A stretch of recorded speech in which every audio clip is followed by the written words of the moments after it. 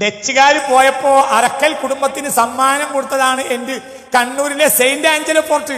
ആ Saint Angelo fort പോലും ആര് വിറ്റു? അറക്കൽക്കാർ വിറ്റു. കാരണം അറക്കൽക്കാരുടെ കയ്യിൽ ഒന്നുമില്ല. അങ്ങനത്തെവരുടെ കാളിയാണ് ആര്?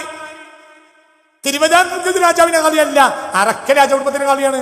എന്നാലോ അതുകൊണ്ട് ഒറ്റക്കൊരു കാര്യം ചെയ്യാൻ വരക്കൽ തങ്ങൾക്കും കഴിയൂല, ഒറ്റക്കിറങ്ങാൻ കഴിയില്ല. അപ്പൊ ഒരു കൂട്ടായ്മ രൂപപ്പെട്ടു വന്നു. എല്ലാവരും ചിലർക്കിടയിലൊക്കെ അംഗീകൃതരാണ്. അപ്പൊ കൂട്ടത്തിലെ സയ്യിദിനെ മുന്നിൽ നിർത്തി. ആ സയ്യിദുകൾ എല്ലാവരും കൂടി കൂടിയപ്പോൾ ഒരു ലെജൻഡിന്റെ സ്വാധീനം ഉണ്ടാവും ചെയ്തു. മനസ്സിലായില്ല? ഒരാൾ ഒറ്റക്ക് പകരം 40 ആൾ ഒന്നിച്ചെന്നപ്പോൾ എന്തുണ്ടായി? എന്തിനു വേണ്ടി ഉണ്ടാക്കി? നവോത്ഥാനത്തിന് വേണ്ടിയല്ല. എന്തിനുണ്ടാക്കി? ഈ നവോത്ഥാനവാദികളുടെ ദുഷ്ടലാക്കുകളെ പ്രതിരോധിക്കാൻ വേണ്ടി സുന്നി സൂഫികൾ ആദ്യമായി ചരിത്രത്തിൽ ഉണ്ടാക്കിയതാണ് എന്ത്? സമസ്ത കേരള ജമിയത്തുൽ ഉലമ. അത് മാത്രമാണ് അതിന്റെ റൂഹ്. നമുക്കിവിടെ പുതിയ ദീൻ ഉണ്ടാക്കേണ്ട ആവശ്യമില്ല. മുത്തനബിയുടെ കാലം മുതലേ ഭംഗിയായി ഇവിടുത്തെ ദീനി രംഗം നടന്നങ്ങനെ പോരുണ്ടെങ്കിൽ പുതിയതൊന്നും ഉണ്ടാക്കേണ്ട ആവശ്യം ഇവിടെ ഇല്ല. ഒരു പുതിയ ഷെയർഡ് പർപ്പസ് ഇല്ല. മനസ്സിലാണ്ട് പറഞ്ഞത്? ഹബീബായ മുത്ത് മുഹമ്മദ് മുസ്തഫ ഞങ്ങൾ സഹാബികളും താബിഈങ്ങൾ എല്ലാം ഇവിടെ വന്നിട്ടുണ്ട്. വലിയ വലിയ ആളുകൾ വന്നിട്ടുണ്ട്. ഇബ്നു ഹജർ ഇവിടെ വന്നിട്ടുണ്ട്. റഹ്മത്തുള്ളാഹി അലൈഹി മഹാനായ ഇബ്നു ഹജർ അൽ ഹൈതമി വന്നിട്ടുണ്ട്. ഇവിടെ ലണ്ടനിൽ നിന്നുള്ള ഒരു ലേഖനം, ലണ്ടനിൽ നിന്ന് പ്രസിദ്ധീകരിച്ച ഒരു ലേഖനം ഈ കഴിഞ്ഞ ആഴ്ച ഞാൻ വായിച്ചു. ഇപ്പൊ എവിടെയൊന്നും കാണുന്നില്ല. ഒരു ലേഖനം ഞാൻ വായിച്ചു. ആ ലേഖനത്തിലുള്ളത് ഈ മക്കായിലെ ടീച്ചറായിരുന്ന, ശരിയായ ടീച്ചറായിരുന്ന ഇബ്നു ഹജർ അൽ ഹൈതമി കേരളത്തിലെ മതകീയ സൗന്ദര്യം കാണാൻ വേണ്ടി എവിടെ വന്നു? പൊന്നാനിൽ വന്ന് 6 മാസം താമസിച്ചു. അങ്ങനത്തെ ഒരു കൂട്ടർക്ക് ഇനി പുതിയത് ഉണ്ടാക്കേണ്ട ആവശ്യമില്ല. നമ്മൾ പണ്ട് വരെ ചൊറുക്കിലാണ് പോരുന്നത്.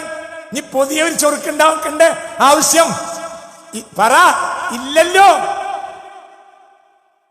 943 കേരളത്തിലുടനീളം വലിയ തോതിൽ കോളറ പടർന്നു പിടിച്ചു. ഒരുപാട് ജീവനുകൾ നഷ്ടപ്പെട്ടു. ഭയാനകമായ സാഹചര്യമുണ്ടായി. അന്ധവിശ്വാസം ഒഴുകിയിരുന്ന ഉൾനാടുകൾ കോളറ അതിഭീകരമായിരുന്നു. ആയിരക്കണക്കിന് ആൾ മരണപ്പെട്ടപ്പോൾ നിരവധി കുഞ്ഞുങ്ങൾ അനാഥരായി. അനാഥ മക്കളെ സംരക്ഷിക്കുക എന്നത് സമൂഹത്തിനു മുമ്പിൽ വമ്പിച്ച ബാധ്യതയായി മാറി. ഈ സന്ദർഭത്തിൽ അനാഥ സംരക്ഷണത്തിന് ശക്തമായ ഇടപെടലുകൾ നടത്താൻ ഇ കെ മൗലവി കഴിഞ്ഞു. ഇ കെ മൗലവി ആരാ? വഹാബികളുടെ ജമിയത്തുൽ ഉലമയായ കേരള ജമിയത്തുൽ ഉലമയുടെ പ്രസിഡന്റ്. അദ്ദേഹമാണ് ഇവിടെ ആദ്യമായി എന്തുകൊണ്ടുവന്നത്? ആദ്യത്തെ എത്തിങ്കാന കൊണ്ടുവന്നു. തിരുരങ്ങാടിയിൽ എത്തിങ്കാന സ്ഥാപിക്കുന്നതിന് അദ്ദേഹം MK മൗലവി, MK ആജീബ് എന്നിവരോടൊപ്പം ചേർന്ന് പ്രവർത്തിച്ചു. അനാഥ മക്കളെ സംരക്ഷിക്കുക എന്ന സമൂഹത്തിന് ബാധ്യതയാക്കേണ്ട ഇ കെ മൗലവി തിരുരങ്ങാടി എത്തിങ്കാന സ്ഥാപിക്കുന്നതിൽ സുപ്രധാന പങ്ക് വഹിച്ചിട്ടുണ്ട്.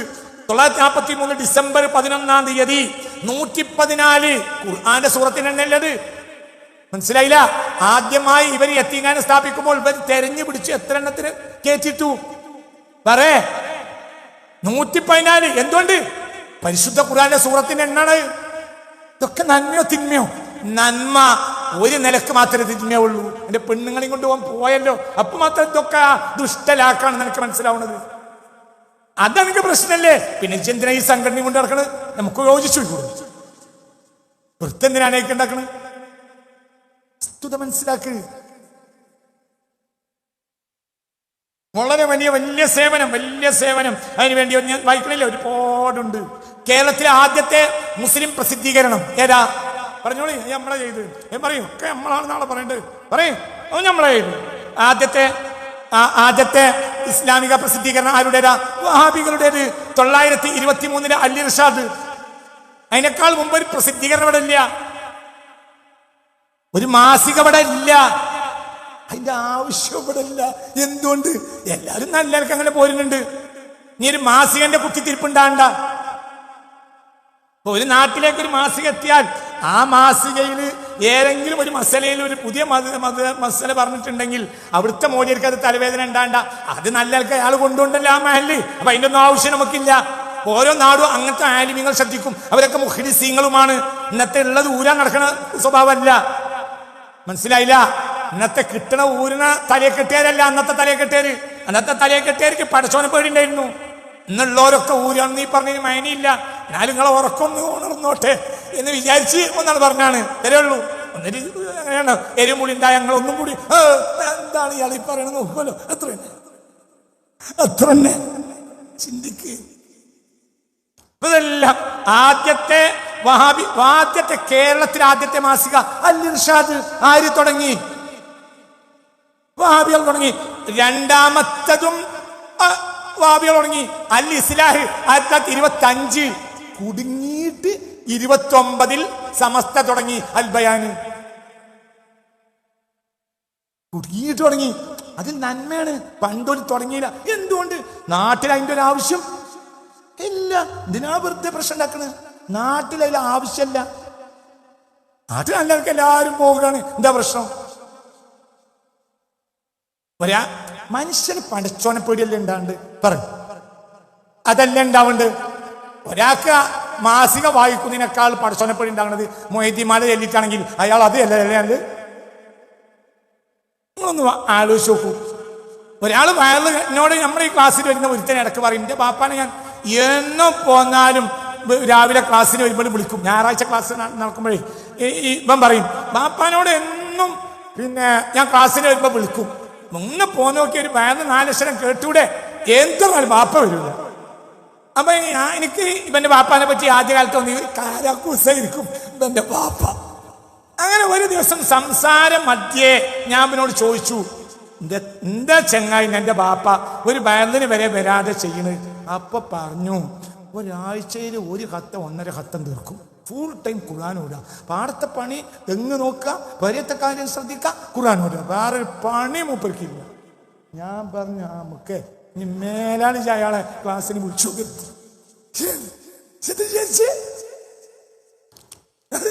ഇവൻ എന്തിനാ ഈ കോഴിക്കോട്ട് അങ്ങാടി കൂടെ ഇവിടെ മലപ്പുറത്ത് അങ്ങേ ഭാഗത്ത് വരണം? ഇവനൊരു അലിഫ് ഖുർആനോടുക. ബാപ്പാക്ക് സദാ നേരത്തെ പണിയല്ല, ഖുർആനോടുക. ആ മനുഷ്യനെ കൊണ്ട് ക്ലാസ്സിൽ വെച്ചെന്തിനാ? മനുഷ്യൻ നന്നാകാനുള്ള ഏറ്റവും നല്ല വഴി എന്താ? ഖുർആനോട്. അതല്ലേ നടത്തേണ്ടത്? എന്താ ഈ പറയുന്നത്? അപ്പൊ നമ്മൾ മാസികളൊന്നും ഉണ്ടാക്കിയില്ല. നമുക്ക് പിന്നെ ചേച്ചുവാ പരീക്കുട്ടിയുടെ ബദരിയത്തുൽ കുബറ ഉണ്ടായിരുന്നു. ഖാദി മുഹമ്മദ് മൊഹീദ്ദീൻ മാല. ഇതൊക്കെ മതി മനുഷ്യന്മാർക്ക് ഈമാൻ ഉണ്ടാവും. അങ്ങനെ പാടി കാര്യം. എന്റെ കുഞ്ഞാമ്മ കാര്യം ഞാൻ കണ്ടതാ. ഞാൻ ബദരിയത്തുൽ മുഹൈമിനി അബ്തദി ഇംലാഇ വബിഹംദിഹി ശുക്രൻ അലന്നഅമായി. ബദരിയത്തുൽ അംസിയ. ഞാനത് ഏകദേശ വരികളൊക്കെ കാണാപ്പാടായിരുന്നു. ഇപ്പോൾ ഓർത്താൽ കിട്ടും. എൻ്റെ കുഞ്ഞാമ്മ എൻ്റെ ഉമ്മയും മത്സരിച്ച് പാടും ഇശാ മഗ്‌രിബിന്റെ ഇടയിൽ. ബദരീങ്ങളെ കൊണ്ട് തവസ്സുല കരയും ഒക്കെ കണ്ടതാ. അതുപോലെ ഒരിക്കൽ മാസിക വായിക്കണം, ഒരിക്കൽ സുന്നി അഫ്കാർ വായിക്കണം, എന്തിനാ വയലിനോട് ഒരിക്കതുപോലെ. മനുഷ്യന്മാർക്ക് ആകത്തുക വേണ്ടത് എന്താ? അതുകൊണ്ടാണ് സമസ്ത ഉണ്ടാക്കാതിരുന്നത്. പിന്നെ എന്തുകൊണ്ട് സമസ്ത ഉണ്ടാക്കാൻ നിർബന്ധിതരായി? എന്തുകൊണ്ട്? നാട്ടിനെ വസുവാസാക്കുന്ന പ്രസിദ്ധീകരണങ്ങൾ വന്നു. അപ്പൊ പുതിയ പുതിയ ആശയങ്ങൾ ജനങ്ങൾ വായിച്ചിട്ട് നാശാകാണ്. മൂല്യമാരത്ത് പോവും. മൂല്യമാർക്കൊരു പിടുത്തല്ല. എന്താ നടാടെ കേൾക്കാണല്ലോ. അപ്പൊ ഈ ചൊണ്ട് ചെന്നോ എന്ത് വിചാരിച്ചു? നമ്മളെ മൂല്യർക്ക് ഒരു ചുക്കും അറിയില്ല. മൂല്യന്മാരുടെ ഹെറാനിയത്തിലായി, നാടാകെ വസ്വസായി. അപ്പൊ ഇതിന് ഓരോ മാസികയിലും വരുന്നതിന് ഉരുളുക്കുപ്പേരി പ്രതിരോധിച്ചുകൊണ്ട് 929 സമസ്ത അൽബയാൻ ഉണ്ടാക്കി. അതേ അൽബയാനിൽ പിന്നെ മലയാള അൽബയാൻ വരുന്നത് 954. അത് വരെ അറബി മലയാളം. ഇതൊക്കെ സത്യമാണ്. കേൾക്കാൻ സുഖമൊന്നും ഉണ്ടാവില്ല, പക്ഷെ ഇതെല്ലാം സത്യപ്പെട്ട കാര്യങ്ങളാണ്. ഇതെല്ലാം കേരളത്തിലെ ആദ്യത്തെ വിദ്യാർത്ഥി സംഘടന ആരുടേതാ? പറഞ്ഞോളി. കേരളത്തിലെ ആദ്യത്തെ വിദ്യാർത്ഥി സംഘടന നമ്മുടേതാണ് എന്ന് അപ്പോഴല്ലേ രസം. കേരളത്തിലെ ആദ്യത്തെ വിദ്യാർത്ഥി സംഘടന, കേരള ചരിത്രത്തിലെ ആദ്യത്തെ വിദ്യാർത്ഥി സംഘടന ഉണ്ടാക്കിയത് വഹാബികളാണ്. 1924 വിദ്യാർത്ഥി സംഘടന. സമസ്തയുടെ അനൗദ്യോഗിക വിദ്യാർത്ഥി സംഘടന ആദ്യം വരുന്നത് 973. ഔദ്യോഗിക വിദ്യാർത്ഥി സംഘടന വരുന്നത് 989 ഫെബ്രുവരി 19. മനസ്സിലായില്ല? സുന്നികളുടെ വിദ്യാർത്ഥി സംഘടന ആദ്യം SSF, പിന്നെ SKSF. SSF 973. വഹാബികൾ ആദ്യത്തെ വിദ്യാർത്ഥി സംഘടന 24. ആദ്യത്തെ അവരെ വിദ്യാർത്ഥി സംഘടന പ്രസിഡന്റ് ആരാ? മുഹമ്മദ് അബ്ദുറഹ്മാൻ സാഹിബ്. ലീഡർ അല്ല, എവിടുന്നോ ആട്ടിപ്പിടിച്ചു കൊണ്ടുവന്നവനല്ല. അലിഫും ബാവു. ആരാ ലീഡർ? നിങ്ങൾ മുഹമ്മദ് അബ്ദുറഹ്മാൻ സാഹിബിനെ കുറിച്ച് ഒരു ദിവസം വേദന പറഞ്ഞാൽ ഞാൻ 2 ദിവസം വേദന. എനിക്ക് ആ മനുഷ്യനെ അത്ര ഇഷ്ടമാണ്. ലീഡർ തന്നെയാ. കേരള ചരിത്രത്തിൽ ഒരു ലീഡർ ഉണ്ടായിട്ടുണ്ടെങ്കിൽ അത് മുഹമ്മദ് അബ്ദുറഹ്മാനാ. ഡിഗ്രിക്ക് പഠിക്കുന്ന കാലത്താണ് ഇംഗ്ലീഷ് വിദ്യാഭ്യാസത്തിനെ വലിച്ചെറിഞ്ഞിട്ട് ദേശീയ സമരത്തിന് പോകുന്നത്. ആൺകുട്ടിയാ. പിന്നെ അദ്ദേഹത്തെ കുറിച്ച് നോവലുകൾ ഉണ്ടായി, അല്ലേ പറ, നോവലുണ്ടായി, സിനിമ ഉണ്ടായി. ആരെക്കുറിച്ച്? നമ്മുടെ അംബേദ്കർ ആണ് ഒരു നിലക്കാര്, ഒരു ലീഡർ എന്ന് പറയാവുന്ന ഒരു നോർത്ത് ഇന്ത്യൻ അംബേദ്കർ നമുക്കുണ്ടെങ്കിൽ അത് ആരാ? മുഹമ്മദ് റഹ്മാൻ സാഹിബാണ്. അവരുടെ വിദ്യാർത്ഥി സംഘടനയുടെ ആദ്യത്തെ പ്രസിഡന്റാണ്. വഹാബി വിദ്യാർത്ഥി സംഘടന ആദ്യത്തെ പ്രസിഡന്റാണ് ആര്? ഈ മുഹമ്മദ് റഹ്മാൻ സാഹിബ്. പിൽക്കാലഘട്ടത്തിൽ ഞാൻ തെറ്റിദ്ധരിക്കപ്പെട്ടതാണ് എന്നൊക്കെയുള്ള വാക്കുകൾ അദ്ദേഹം പറഞ്ഞിട്ടുണ്ട്. അടിസ്ഥാനപരമായി അദ്ദേഹം വഹാബിയല്ല. അദ്ദേഹം ഈ പ്രവർത്തനങ്ങളൊക്കെ നല്ലതാണല്ലോ, സ്കൂൾ ഉണ്ടാക്കണം അല്ലേ, ഇതൊക്കെ അതിന്റെ പിന്നാലെ കൂടിയതാണ് പലരും. അപ്പോഴും നമ്മളെ ആളുകൾക്ക് ബേജാറായിട്ട് ഇങ്ങനെയാണ് ഇതൊക്കെ വരുന്നത്. ആദ്യത്തെ എന്തിന് ഇന്ത്യൻ യൂണിയൻ മുസ്ലിം ലീഗിന്റെ മുസ്ലിം ലീഗ് ഉണ്ടായത് 48 സർവേന്ത്യ മുസ്ലിം ലീഗിന്റെ MSF 937. സർവേന്ത്യ മുസ്ലിം ലീഗിന്റെ ആദ്യത്തെ മദ്രാസിലാണ് ഉണ്ടാക്കുന്നത്. സർവേന്ത്യ മുസ്ലിം ലീഗിന്റെ MSF 937. കേരള ഘടകം ആദ്യമായി 942. എന്തിന്റെ? സർവേന്ത്യ മുസ്ലിം ലീഗിന്റെ കേരള MSF ഘടകം ആദ്യമായി രൂപീകരിക്കുന്ന 1942. സർവേന്ത്യ മുസ്ലിം ലീഗിന്റെ ഇന്ത്യയിലെ ആദ്യത്തെ MSF ഉണ്ടാക്കുന്നത് 937. കേരളത്തിൽ 42. വഹാബികളെ വിദ്യാർത്ഥി സംഘടന 1924. അതോടൊപ്പം തന്നെ ആദ്യമായി മുസ്ലിം വിദ്യാർത്ഥി സംഘടന രൂപീകരിക്കപ്പെട്ടതും 924 ഐക്യസമ്മത്തിന്റെ 2ാം സമ്മേളനത്തിൽ വെച്ചാണ്. മുഹമ്മദ് അബ്ദുറഹ്മാൻ സാഹിബ് പ്രസിഡന്റും കെ ഇബ്രാഹിം സാഹിബ് സെക്രട്ടറിയുമായിട്ടാണ് ഈ സംഘടന രൂപീകരിക്കപ്പെട്ടത്. മനസ്സിലായില്ലേ? അപ്പൊ മുഹമ്മദ് അബ്ദുറഹ്മാൻ സാഹിബാണ് വഹാബി വിദ്യാർത്ഥി സംഘടന ആദ്യത്തെ പ്രസിഡന്റ്. 924. EK മൗലവിയായിരുന്നു ഇങ്ങനെ വിദ്യാർത്ഥി സംഘം രൂപീകരിക്കേണ്ട സൂത്രധാരകനായി പ്രവർത്തിച്ചത്. അങ്ങനെ പുതിയ മേഖലകളിൽ കാൽ വെച്ചുകൊണ്ട് പുതിയ പോഷകങ്ങൾക്ക് തുടക്കം കുറിച്ചുകൊണ്ട് ആലുവയിൽ ചെന്ന ഐക്യസംഘത്തിന്റെ 2ാം വാർഷിക സമ്മേളനം സന്തോഷത്തോടെ പിരിഞ്ഞു. നിങ്ങൾ ചിന്തിക്കണം ഇതൊക്കെ. ഇപ്പൊ ചുരുക്കി പറഞ്ഞാൽ എല്ലാ മൂവ്മെന്റുകളും ആദ്യം തുടങ്ങിയത് അവരാണ്. ഇനി ആ മൂവ്മെന്റിൽ എന്താണ് ലക്ഷ്യം എന്നത് ഈ പുസ്തകത്തിലുണ്ട്. ഇത് KM മൗലവി സ്മരണികയാണ്. ഈ സ്മരണികയിൽ പറയുന്നുണ്ട് എന്ത്? കേരള മുസ്ലിം ഐക്യസംഘം സമുദായ പരിഷ്കരണത്തിന് ആക്കം കൂട്ടി. ഇത്തരം സ്വാധീനങ്ങൾ തടയാൻ അന്നത്തെ യാഥാസ്ഥിക പണ്ഡിതർ ശ്രമിച്ചു. പരിഷ്കർത്താക്കൾക്കെതിരെ ജമിയത്തുൽ ഉലമ പണ്ഡിത സഭ കൂടാനുള്ള ശ്രമം പാങ്ങിൽ അഹമ്മദ് ഉൾപ്പെടെ യാഥാസ്ഥിക പണ്ഡിതന്മാരുണ്ടായി.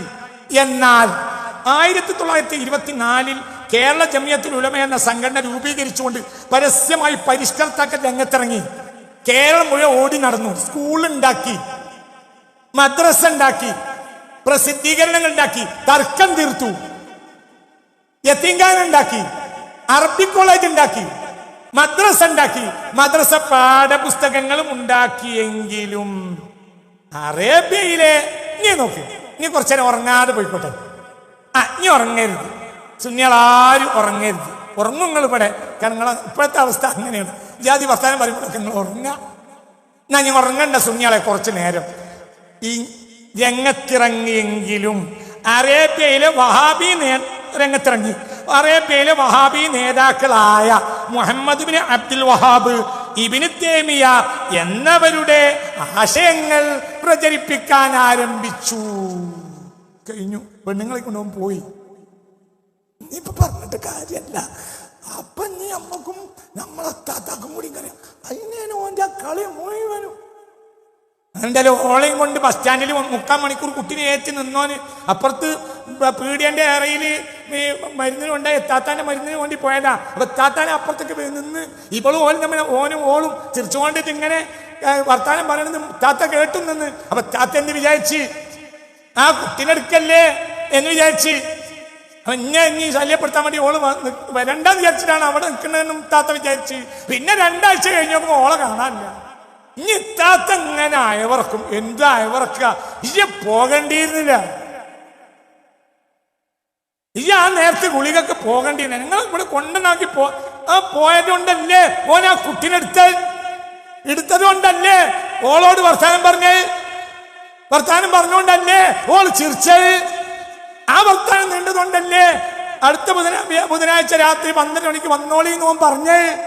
അതുകൊണ്ടല്ലേ നേരം വെളുക്കുമ്പോ നമ്മൾ ചായ ഉണ്ടാക്കാത്തിൽ ബേജാറായത്.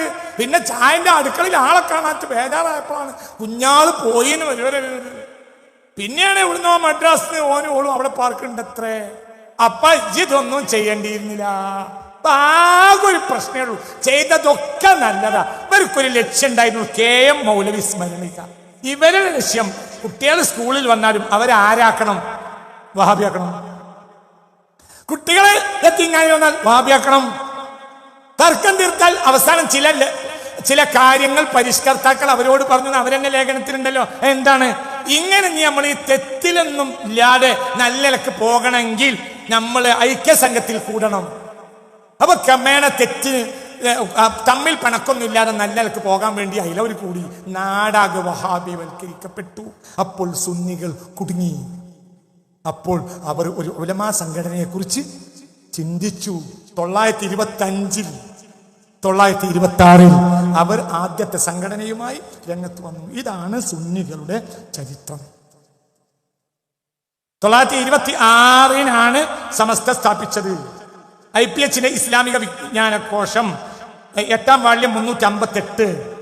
22 കൊച്ചി സ്റ്റേറ്റിൽ കൊടുങ്ങല്ലൂരിൽ വെച്ച് സ്ഥാപിക്കപ്പെട്ട കേരള മുസ്ലിം സാഹിത്യ സംഘം KMC സാഹിബ് ആദ്യ പ്രസിഡന്റ്. ഇതിന് 2ാം വാർഷിക സമ്മേളനം 24 ആലുവയിൽ നടന്നു. ഈ സമ്മേളനത്തിൽ വെച്ച് കേരള ഐക്യ സംഘത്തിന്റെ ഒരു പണ്ഡിത സംഘടന വേണമെന്ന് സ്വാതന്ത്ര്യ സമര സേനാനിയും പ്രഗത്ഭ മുൻ കോൺഗ്രസ് നേതാവും സലഫിയുമായിരുന്ന ഈ മൊയ്തു മൗലവി പ്രമേയം കൊണ്ടുവന്നു. ഈ മൗലവി എന്നാണ് ഇവിടെ ഉള്ളത്.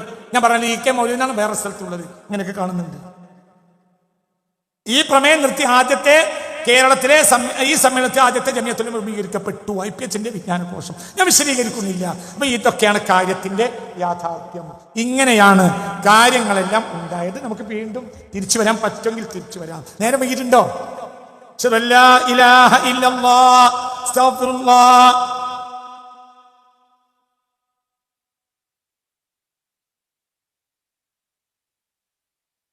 ഇനി നമുക്ക് ഒന്നുകൂടി വിഷയത്തിലേക്ക് ഓടാ സമയമില്ല. സുന്നികൾക്ക് ഇങ്ങനത്തെ സംഘടനകൾ വളരാനുള്ള കാരണം എന്താ പറഞ്ഞു? എന്താ കാരണം? ലെജൻഡുകളായ ഇതിഹാസ പുരുഷന്മാർ മുസ്ലിം സമുദായ മുഖത്ത് നിന്ന് ഇല്ലാതെയായി. ഞാൻ കാരണം പറയാം.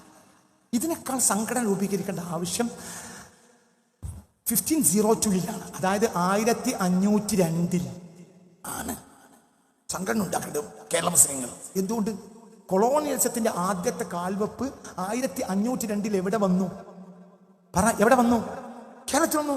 അവർ ലക്ഷ്യം വെച്ചത് വാസ്കോഡി ഗാമയും കൂട്ടരും അൽബുക്കർക്കുമില്ല. ലക്ഷ്യം വെച്ചത് മുസ്ലിങ്ങൾ തകർക്കലാണ്. ഭയങ്കര നശിപ്പിച്ചു. പക്ഷേ സംഘടന ആരും ഉണ്ടാക്കിയില്ല. മുറവിളി ഉണ്ടായില്ല. ഒരു കൂട്ടായ്മല ഒന്നും ഉണ്ടായില്ല. അന്ന് ഇവിടെ ഒരു ലെജൻഡ് ഉണ്ടായിരുന്നു. ആര്? 1502 ഇവിടെ പോർച്ചുഗീസുകാരുടെ പ്രശ്നം കയറുന്നത്. 1500 അതും കഴിഞ്ഞ് 22 കൊല്ലം കഴിഞ്ഞ മരിക്കണേ. 1522 മരിച്ച മഖ്ദൂം ഒന്നാമൻ. ആ മനുഷ്യൻ മതിയായിരുന്നു. സംഘടന ആവശ്യമില്ല. ജനം പാറ്റ പോലെ ഈ മനുഷ്യനൊപ്പം നിൽക്കും. ആ മനുഷ്യൻ പറഞ്ഞിട്ടാണ് ആര് സംഘടിച്ചത്? നാവികപ്പടുണ്ടാക്കിയത് കുഞ്ഞാലി മരക്കന്മാര്. നിങ്ങൾക്ക് പറഞ്ഞു മനസ്സിലായോ? അവിടെ മുസ്ലിങ്ങൾ ചരിത്രം അങ്ങനെയാണ്. ഒരു പ്രശ്നത്തിന് ഒരു വലിയ ലെജൻഡിനെ ആശ്രയിക്കും. ആ ലെജൻഡ് മുന്നിൽ നിന്നാൽ ആ പ്രശ്നം തീരും. കാരണം എല്ലാവരും രാജാവിനെ പോലും ആശ്രയിക്കൂല. എന്തുകൊണ്ട്? രാജാവിനെ പേടിച്ച ജനം സ്വീകരിക്കുള്ളൂ. പടച്ചോനെ പേടിയുമായുടെ ഭാഗമായി ജനം പേടിക്കുന്ന വ്യക്തികൾ ഉണ്ടായിരുന്നു അക്കാലത്ത്. ആദ്യമായുള്ള കൊളോണിയലിസം വരുന്നത് ആരിൽ നിന്നാണ്? പോർച്ചുഗീസ്. 1502 1502 ആരാണ് രംഗത്തിറങ്ങുന്നത്? ആരിറങ്ങുന്നത്? മഖ്ദൂം പാറക്കുട്ടി മഖ്ദൂം ഒന്നാമൻ. പിന്നെ മഖ്ദൂം രണ്ടാമൻ. മഖ്ദൂം രണ്ടാമന്റെ കാലം കഴിഞ്ഞപ്പോഴത്തിന് ഇവർ പോയി കെട്ടി. കോഴിക്കോട് വലിയ ആളുണ്ട്. ഈ ഫ്രാൻസിസ് റോഡ് കിടക്കുന്ന ആള് ആ നൂറ്റാണ്ടുകാരനാണ്. ആര്? ആൺകുട്ടി. ഇവിടെ ഒരു ആൺകുട്ടി ഉണ്ടായിരുന്നു ഈ കോഴിക്കോട്ട്. ലെജൻഡാ. ആര്? ബഹുമാനപ്പെട്ട അബുൽ വഫ ശംസുദ്ദീൻ മുഹമ്മദ് ബിൻ അലാദ്ദീൻ അൽ-ഹിംസി. അതേ കാലക്കാരനാണ്. ആര്? കുറ്റിച്ചിറയിൽ ഖാളി മുഹമ്മദ്. അതൊക്കെ അവിടെ ഇവിടെയൊക്കെ പല ആൾക്കൂട്ടം വലിയ മാന്മാർ. അതായത് തെക്കോട്ട് പോയാൽ ആരുണ്ട്? പൊന്നാനിയിൽ ആരുണ്ട്? മഖ്ദൂം. അതേ സമയത്ത് ഒന്നാം മഖ്ദൂം കഴിഞ്ഞപ്പോൾ ഉടനെ രണ്ടാം മഖ്ദൂം. ഇവിടെ അബുൽ വഫാ ശംസുദ്ദീൻ, ഇവിടെ ഖാലി മുഹമ്മദ്, ഞാൻ ഇവർ വലിയ ആളുകളാണ്, അവർ പറഞ്ഞ മൂക്കിലെ ശ്വാസം വിടൂല. അങ്ങനെ ഒരു നേതാവ് 20-ാം നൂറ്റാണ്ടിൽ മുസ്ലിങ്ങൾക്ക് ലോകത്തെവിടെയും ഇല്ല. അപ്പോൾ സംഘടനയല്ലാത്ത നിർവാഹവും ഇല്ല. പോയിന്റ് നമ്പർ 2, ഇവരുണ്ടായിരുന്നെങ്കിൽ അവരാ സംഘടനയും കൊണ്ട് വരൂല. വന്ന അന്ന് തൂറ്റിപ്പോവും. ആണുങ്ങളെ അടിയ കിട്ടും, മിണ്ടൂല. മനസ്സിലായില്ല, വലിയ വലിയ ആളുകൾ. അത് കഴിഞ്ഞു. പിന്നെ രണ്ടാമത്തെ വരവ് ടിപ്പുവിന്റെ മരണത്തിന് ശേഷം മലയാളക്കരയെ ബാധിച്ച 1799 ടിപ്പു മരിച്ചു. ടിപ്പു മരിച്ചപ്പോഴത്തിന് വലിയ പ്രശ്നമുണ്ടായി. ആരുടെ? നാട്ടുരാജാക്കന്മാരൊക്കെ തങ്ങളെ ഭാഗത്ത് നിർത്തിയിട്ട് ടിപ്പുവിനെതിരെ പടപൊരുതി ആര്? ബ്രിട്ടീഷുകാര്. പക്ഷെ ടിപ്പു മരിച്ചപ്പോ അവരെ കോലം മാറി. നാട് മുഴുവൻ അവരെ അധികാരത്തിൽ വന്നു. നാട്ടുരാജാക്കന്മാർക്ക് ഒരു വിലയില്ലാതെയായി. ആ സമയത്ത് ഇവിടെ ആൺകുട്ടി ഉണ്ടായി. ആര്? രണ്ടാം കൊളോണിയലിസം, മൂന്നാം കൊളോണിയലിസം. രണ്ടാം കൊളോണിയലിസം തുലോം പ്രശ്നക്കാരല്ല, ഡച്ചുകാർ. ഒന്നാം കൊളോണിയലിസം ആരുടേതാണ്? പോർച്ചുഗീസുകാർ. 2 ഡച്ചുകാര്. മനസ്സിലായില്ലേ? മൂന്നാം കൊളോണിയലിസം ബ്രിട്ടീഷുകാര്. അത് കുറച്ച് തടിമ പിടിച്ചതാ. പക്ഷെ ആ സമയത്ത് ഇവിടെ ആരുണ്ടായി? ഇവിടെ വലിയ ഒരു നേതാവ് ഉണ്ടായി. ഇവിടെ ആരാ പ്രധാനപ്പെട്ട നേതാവ്? ഇവിടെ ആ സമയത്ത് നേതാവ് ആരാന്നറിയോ? 1845 മരിച്ച മമ്പർതങ്ങൾ. ലെജൻഡ് എന്ന് പറഞ്ഞാൽ ലെജൻഡ്. ഈ മനുഷ്യൻ 17ാമത്തെ വയസ്സിൽ, ഈ മനുഷ്യന്റെ കാലം 1752 ജനിച്ച് 1845 മരിച്ചു. ഈ മനുഷ്യന് 17ാം വയസ്സിൽ കോഴിക്കോട് കപ്പലിറങ്ങുമ്പോ ഒരക്ഷരം മലയാളം അറിയില്ല.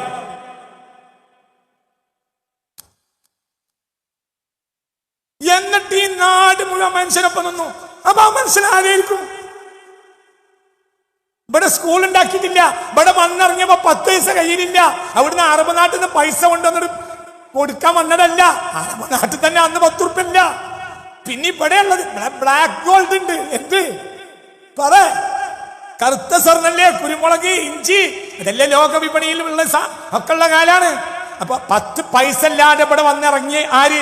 മമ്പർത്തങ്ങൾ. 17ാം വയസ്സിൽ ഒരക്ഷരം മലയാളം അറിയൂല. പക്ഷേ ജനങ്ങട്ട് കൂടി. ആ മനുഷ്യന് യാത്ര ചെയ്യുമ്പോൾ നിസ്കരിക്കാൻ വേണ്ടി പള്ളി ഉണ്ടാക്കി. പട്ടർകുളത്തെ പള്ളി അങ്ങനെ ഉണ്ടാക്കിയതാ. പട്ടർകുളത്തെ പള്ളി അങ്ങനെ ഉണ്ടാക്കിയതാ. അമ്പർത്തങ്ങളെ യാത്ര ചെയ്യും. എത്രയോ പള്ളി ഉണ്ടായി. അതായത് അത്രയും വലിയൊരാളാണ്. ആ ആളുണ്ടാവുമ്പോൾ ഒരു ബ്രിട്ടീഷുകാർക്ക് ഒന്നും ചെയ്യാൻ കഴിയില്ല. പക്ഷേ 1845 അവർ മരിച്ചു. പിന്നെ വെളിയങ്കോട് ഉമർഖാളി ഉണ്ട്, തൊട്ടടുത്ത കാലക്കാരനാണ്. പക്ഷേ ഉമർഖാളി കൂടുതൽ നിലനിന്നില്ല. 19ാം നൂറ്റാണ്ട് പകുതിയായി. പിന്നെ ഒരു ലെജൻഡ് എന്ന് പറയാവുന്ന ഒരാൾ മലയാളക്കരയിൽ ഇല്ല. ആ പരവിലാണ് തുർക്കി ഖിലാഫത്ത് ചെയ്ക്കും ചെയ്തു. ഇവിടെ ഒരു നേതാവും ഇല്ല. ആ നേരത്തെ മനസ്സിലായില്ല, കുടുങ്ങി. നമ്മളെല്ലാം നേരം ചീറ്റ് ചെയ്യപ്പെട്ടു. ഉണ്ടെങ്കിൽ ഞാൻ പറയട്ടെ, നിങ്ങൾ ബ്രിട്ടനോട് സഹകരിച്ചാൽ നിങ്ങൾക്ക് സ്വാതന്ത്ര്യം തരും എന്ന് പറഞ്ഞിട്ടാണ് ഇവർ 1ാം ലോക മഹായുദ്ധത്തിന് പോണത്. നിങ്ങളെ ചീറ്റ് ചെയ്യാണ്. അന്ന് മമ്പർത്തങ്ങൾ പോലത്തെ ഒരാളുണ്ടെങ്കിൽ എന്താ പറയാ? ബ്രിട്ടൻ അത് ചെയ്യൂല, നിങ്ങൾ ചീറ്റ് ചെയ്യാണ്, പേരിലവിടെ ഇരുന്നോണം, ഒരാൾ പോകൂല. പിന്നെ എന്തേ പോയത്? ഒരു നേതാവില്ല, പറയാൻ ആളില്ല. ഏത് നേതാവ്? അങ്ങനത്തെ നേതാവ് ഇപ്പൊ മുസ്ലിങ്ങൾക്ക് ഭൂമിയിലില്ല. അങ്ങനെ ഒരാള് ഉണ്ട് നിങ്ങളാണ് പറഞ്ഞാൽ അയാളെ പിന്നാലെ നടന്നോളാണ് ഇപ്പൊ ഞാൻ ഇവിടെ ഇറങ്ങിപ്പോകും. ഇല്ലാത്തോണ്ടാണ് പ്രസംഗിക്കുന്നത്. അങ്ങനത്തെ അതായത് തിരുവായ്ക്ക് മറുവാക്കില്ലാത്ത ഒരു നേതാവ് പണ്ടുണ്ടായിരുന്നു. 19ാം നൂറ്റാണ്ടിന്റെ പകുതി ആയതോടുകൂടെ മുസ്ലിങ്ങളിലെ അങ്ങനത്തെ നേതാക്കന്മാർ ഇല്ലാതെയായി. സമുദായം ക്ഷയിച്ചുപോയി. ആ ക്ഷയത്തിൽ ഇവരുടെ കയറി വന്നു. അപ്പോൾ പിന്നെ അവരുടെ തന്നെ, മനസ്സിലായില്ല, അങ്ങനെ ഉണ്ടല്ലോ, അവരുടെ തന്നെ ഭാഷയിൽ മറുപടി കൊടുക്കൽ മുസ്ലിമീങ്ങൾക്ക്, സുന്നികൾക്ക് അത്യാവശ്യമായി. അങ്ങനെ നിർബന്ധ സാഹചര്യത്തിൽ ഉണ്ടാക്കിയതാണ് സമസ്ത കേരള ജമിഅത്തുൽ ഉലമ. ചരിത്രം ഇതാണ്. ചരിത്രം നിങ്ങൾക്ക് അറിയാൻ പൂതിയുള്ള ചരിത്രം. സത്യം പഠിക്കുകയാണെങ്കിൽ ഇതാണ് ചരിത്രം. അല്ല നവോത്ഥാനമൊക്കെ നമ്മളാണ് ഉണ്ടാക്കിയത് നിങ്ങൾ പറഞ്ഞ പുതിയ നുണ പറയണമെങ്കിൽ ഞാനതിപ്പോൾ നുണ പറയാൻ തീരുമാനിച്ചിട്ടില്ല. മനസ്സിലായോ? സമൂഹത്തെ നശിപ്പിക്കുന്ന ഈ സാധനത്തിനെതിരെ, ഈ തിന്മക്കെതിരെ നജ്ദിയൻ വഹാബിസം, അതിലെല്ലാം അത് വന്നപ്പോൾ ഒരുപാടുണ്ടായി. ഞാനത് പറയട്ടെ, അതിന് വലിയ ദുസ്വാധീനങ്ങൾ ഉണ്ടായിട്ടുണ്ട്. ഞാൻ ഇന്നിപ്പോൾ ഒരു ഓണമോ ക്രിസ്തുമസോ വരുമ്പോഴത്തിന് കേരളത്തിൽ വരുന്ന ഈ പ്രശ്നങ്ങളുടെ മുഴുവനും അടിസ്ഥാന ആധാരം നമ്മളെ കുടുംബങ്ങളിൽ നമ്മൾ അറിയാതെ ചേക്കേറിയ വഹാബിസാണ്. 100%. പണ്ട പ്രശ്നമില്ല, നമ്മൾ അറിയാതെ കയറിപ്പോയി. പണ്ടങ്ങനത്തെ പ്രശ്നമേ ഇല്ല, നമ്മൾ അറിയാതെ അത്ര വലിയ സ്വാധീനങ്ങൾ ഉണ്ടായി പിൽക്കാലത്ത്. ആരായിരുന്നു ഇനി മമ്പർതങ്ങൾ എന്നൊരു ലെജൻഡല്ല. അതേ സമയത്ത് ഏകദേശമൊക്കെ മുസ്ലിമീങ്ങൾക്കിടയിൽ അംഗീകരിക്കപ്പെട്ട ഒരു സയ്യിദുമാണ്, ബഹുഭാഷാ പണ്ഡിതനാണ്, അറക്കൽ രാജകുടുംബത്തിലെ ഖാദിയാണ്. അറക്കൽ രാജകുടുംബം എന്ന് പറഞ്ഞാൽ അത് രാജകുടുംബമൊന്നുമല്ല, പാവങ്ങളാണ്. പണ്ടവർക്ക് എന്തുണ്ടായിരുന്നു?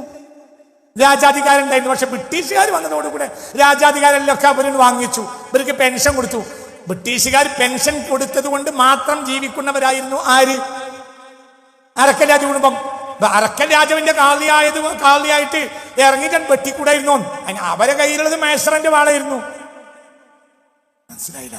നമ്മൾ വെള്ളിയാഴ്ച ജുമയ്ക്ക് മേശ്രൽ മുസ്ലിമീന റഹ്മത്തുള്ളാഹി എന്ന് നമ്മളൊരു വാളും പിടിച്ച് ഒരു മൊല്ലാക്കാന്ന് പറയാലോ, അയാളെ കയ്യിൽ എന്തുണ്ട്? വാളില്ലേ? യുദ്ധത്തിന് പോകാൻ പറ്റുമോ? എന്താ സാധനം? അതൊരു മരപ്പിടിയാണ് എന്നതുപോലെയാണ് അറക്കൽ രാജകുടുംബത്തിന് അന്ന് ജനത്തിനെ നിയന്ത്രിക്കാനുള്ള വാളും ശക്തിയോ അധികാരമൊന്നും അവരുടെ കയ്യിൽ ഇല്ല, ഒന്നുമില്ല. അവരെ കയ്യിലുള്ളത് മുഴുവൻ അവർ വിറ്റു, ബ്രിട്ടീഷർക്ക് വിറ്റു. എന്നിട്ടാണ് അവർ ജീവിച്ചു പോന്നിരുന്നത്. ഇപ്പൊ മിനിക്കോയ് ദ്വീപ് അവര് വിറ്റതാണ്. മിനിക്കോയ് ദ്വീപ് പറഞ്ഞ സ്വർണം വിളയുന്ന നാടാ. അതൊക്കെ വിറ്റു. ആര്? അറക്കക്കാർ വിറ്റു. ലക്ഷദ്വീപ് വിറ്റു. സെയിന്റ് ആഞ്ചലോ ഫോർട്ട് വിറ്റു. ഇപ്പൊ എന്താ മറ്റു പറയുന്നുണ്ട്? ഡച്ചുകാർ പോയപ്പോ അറക്കൽ കുടുംബത്തിന് സമ്മാനം കൊടുത്തതാണ് എന്റെ കണ്ണൂരിലെ സെയിന്റ് ആഞ്ചലോ ഫോർട്ട്. ആ സെയിന്റ് ആഞ്ചലോ ഫോർട്ട് പോലും ആര് വിറ്റു? അറക്കൽക്കാർ വിറ്റു. കാരണം അറക്കൽക്കാരുടെ കയ്യിൽ ഒന്നുമില്ല. അങ്ങനത്തെവരുടെ കാളിയാണ് ആര്? തിരുവിതാംകൂർ രാജാവിന്റെ കളിയല്ല, അറക്കൽ രാജകുടുംബത്തിന്റെ കളിയാണ്. എന്നാലോ അതുകൊണ്ട് ഒറ്റക്കൊരു കാര്യം ചെയ്യാൻ വരക്കൽ തങ്ങൾക്കും കഴിയൂല, ഒറ്റക്കിറങ്ങാൻ കഴിയില്ല. അപ്പൊ ഒരു കൂട്ടായ്മ രൂപപ്പെട്ടു വന്നു. എല്ലാവരും ചിലർക്കിടയിലൊക്കെ അംഗീകൃതരാണ്. അപ്പൊ കൂട്ടത്തിലെ സയ്യിദിനെ മുന്നിൽ നിർത്തി. ആ സയ്യിദുമാരെല്ലാരും കൂടി കൂടിയപ്പോൾ ഒരു ലെജൻഡിന്റെ സ്വാധീനം ഉണ്ടാവും ചെയ്തു. മനസ്സിലായില്ല? ഒരാൾ ഒറ്റക്ക് പകരം 40 ആൾ ഒന്നിച്ചപ്പോൾ എന്തുണ്ടായി? എന്തിനു വേണ്ടി ഉണ്ടാക്കി? നവോത്ഥാനത്തിന് വേണ്ടിയല്ല. എന്തിനുണ്ടാക്കി? ഈ നവോത്ഥാനവാദികളുടെ ദുഷ്ടലാക്കുകളെ പ്രതിരോധിക്കാൻ വേണ്ടി സുന്നി സൂഫികൾ ആദ്യമായി ചരിത്രത്തിൽ ഉണ്ടാക്കിയതാണ് എന്ത്? സമസ്ത കേരള ജമിയത്തുൽ. അത് മാത്രമാണ് അതിന്റെ റൂഹ്. അതാണ് അതിന്റെ റൂഹ്. തങ്ങളെ പറ്റി പലപാട് സമൂഹത്തിൽ ആദരണീയനും സ്വീകാര്യനുമായിരുന്നു തങ്ങള്. നിലവിൽ അറക്കൽ രാജകുടുംബവുമായി ബന്ധമുണ്ടായിരുന്നു. ധാരാളം വിശദീകരിക്കുന്നുണ്ട്. ഞാൻ അദ്ദേഹത്തിന്റെ ചരിത്രം ഇവിടെ വായിക്കുന്നില്ല. അങ്ങനെ ചുരുക്കത്തില് മാത്രമല്ല ഖാദിരി ത്വരീഖത്തുകാരുടെ ശൈഖായിരുന്നു അദ്ദേഹം. അങ്ങനെ ഒരുപാട് നന്മവും അങ്ങനെ എല്ലാവരും എത്രത്തോളം എന്ന് പറഞ്ഞാല് ബഹുമാനപ്പെട്ട പാങ്ങിൽ അഹമ്മദ് കുട്ടി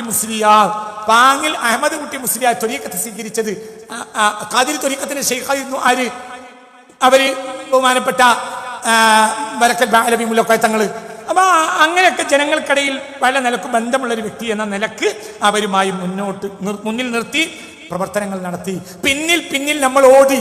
കാരണം അവരെ പോലെ ഓടാൻ നമുക്ക് കഴിയില്ല. കാരണം അവർക്ക് അത്രയും വലിയ ആളുകൾ കൂടെയുണ്ട്, സമ്പത്തുണ്ട്, സൗകര്യമുണ്ട്, നമുക്കൊന്നുമില്ല. അവർ 23-ൽ അൽ ഇർഷാദ് ഉണ്ടാക്കി. നമ്മൾ പിന്നെ 6 കൊല്ലം കഴിഞ്ഞിട്ട് അൽ ബയാൻ ഉണ്ടാക്കി. അവർക്ക് 30-കളിൽ മദ്രസകൾ ഉണ്ടായി, നമുക്ക് 52-ലുണ്ടായി. മനസ്സിലായില്ലേ? അവർക്ക് 43-ൽ എന്തുണ്ടായി? യത്തീംഖാന. അറബിക് കോളേജ് അവർക്ക് നേരത്തെ ഉണ്ടായി. 47-കളിൽ അറബിക് കോളേജ് ഉണ്ടായി. നമുക്ക് വളരെ നേരം 63-ലുണ്ടായി. വളരെ നേരം വൈകി.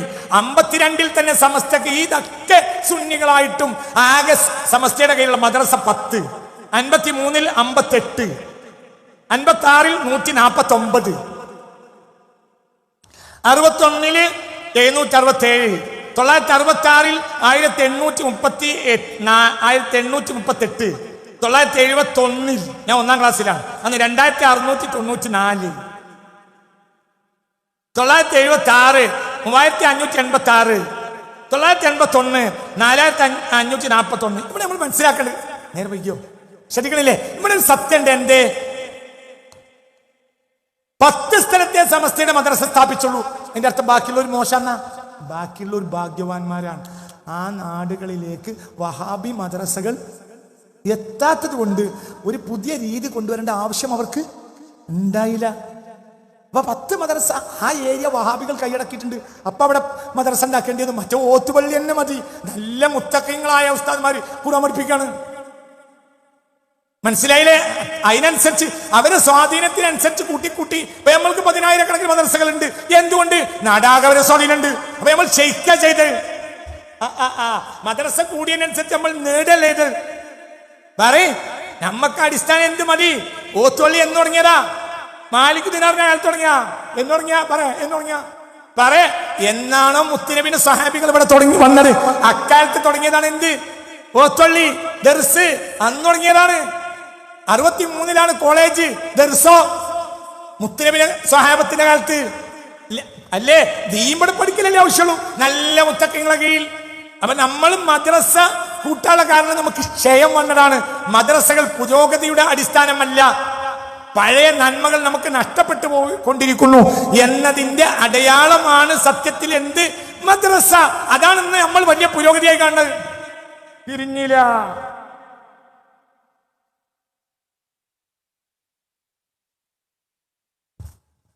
ഇളനീരിട്ട് കുടിച്ചാൽ മതി രാവിലെ, അതാ നല്ല ബോഡിക്ക് ആരോഗ്യം ഉണ്ടാണത്. അപ്പോഴാണ് എന്ത്? തെങ്ങമ്മ ഒരു തേങ്ങല്ല. ആദ്യമൊക്കെ ഓരോ തേങ്ങ ഒറ്റ തേങ്ങ ഉണ്ടായിരുന്നു. അത് ഉമ്മയും ബാപ്പയും ഒക്കെ ആയിട്ട് കുടിക്കും. അപ്പൊ ബാക്കിയുള്ളവർ കൊക്കക്കോള കുടിക്കും. പിന്നെ എന്തായി? ഒരു തെങ്ങിനും തേങ്ങയില്ലാതെയായി. അപ്പൊ ബാപ്പാക്കും കൊക്കക്കോള കുടിക്കേണ്ടി വന്നു. അപ്പൊ നമ്മൾ എന്നാണ് എന്ത്? നമ്മുടെ വീട്ടിൽ എല്ലാ ദിവസവും രാവിലെ 24 കൊക്കക്കോളകൾ വാങ്ങുന്നുണ്ട്. പുരോഗതി. പോട്ടന്മാർ എത്ര വലുപ്പുണ്ട്. മദ്രസകൾ കൂടിയത് നമ്മുടെ പുരോഗതിയല്ല. നമ്മൾ പഴയകാല ട്രഡീഷണൽ ഇസ്ലാമിക് സ്റ്റഡീസിന്റെ രീതികളിൽ നിന്ന് പുറകോട്ട് പോകാൻ വഹാബികൾ കാരണം നിർബന്ധിതരായത് കൊണ്ടാണ് അത് ചെയ്തത്. എന്നാൽ ഇത് നന്മയാണ്, പക്ഷെ ഒരു ഗത്യന്തരമില്ലാത്ത നന്മയാണ്. മദ്രസ ഉണ്ടാക്കുന്ന നന്മയല്ലേ? ആണ്. പക്ഷെ ഒരു ഗത്യന്തരമില്ലാത്ത നന്മയാണ്. ദർസ് ഉണ്ടാക്കുന്ന നന്മയല്ലേ? ആണ്. പക്ഷെ ദർസിലേക്ക് കുട്ടികളെ കിട്ടൂല. അപ്പൊ നമ്മൾ എന്ത് ചെയ്യും? ദാറുൽ ഖുർആൻ അറബിക് കോളേജ്. അപ്പൊ ഇഷ്ടം പോലെ കുട്ടികളുടെ വരും. ദാറുൽ ഖുർആൻ ദർസ് ആണെങ്കിലോ